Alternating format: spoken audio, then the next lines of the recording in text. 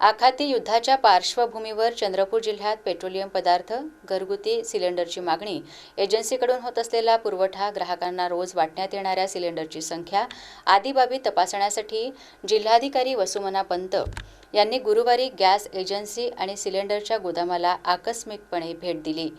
यावेळी त्यांनी एजन्सीमध्ये असलेल्या स्टॉक रजिस्टरची पाहणी केली, तसेच भटाळी येथील गोदामाला भेट देऊन प्रत्यक्ष भरलेले आणि रिकामे सिलेंडरची आकडेवारी घेतली।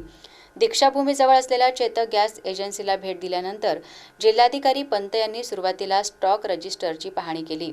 एजन्सीमध्ये उपस्थित असलेल्या ग्राहकांचे काम थांबवू नका, त्यांचे काम नियमितपणे करा, अशा सूचना एजन्सीच्या कर्मचाऱ्यांना दिल्यात।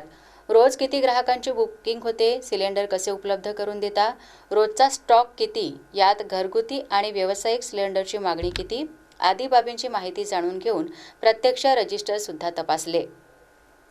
रजिस्टरमध्ये दैनंदिन भरलेली माहिती आणि गोदाममध्ये असलेल्या भरलेले आणि रिकामे सिलेंडरच्या संख्येत तफावत तर नाही ना, याकरिता त्यांनी चेतक गॅस एजन्सीच्या भटाळी येथील गोदामाला भेट दिली। तसेच व्यवस्थापकाकडून माहिती जाणून घेऊन सिलेंडरच्या स्टॉकचे रजिस्टर सुद्धा तपासले। एवढेच नाही तर भरलेले आणि रिकामे सिलेंडर आपल्यासमोर मोजण्यास सांगितले। दैनंदिन रजिस्टरमधील नोंदी आणि प्रत्यक्षात सिलेंडरची संख्या याची पडताळणी केली। चंद्रपूर जिल्ह्यात घरगुती आणि व्यावसायिक सिलेंडरचा काळाबाजार होऊ नये, ग्राहकांना नियमितपणे सिलेंडरचे वाटप व्हावे, याकरिता अधिकाऱ्यांनी नियमितपणे गॅस एजन्सी आणि सिलेंडरच्या गोदामाला भेटी देऊन तपासणी करावी, अशा सूचना जिल्हाधिकारी वसुमना पंत यांनी दिल्यात।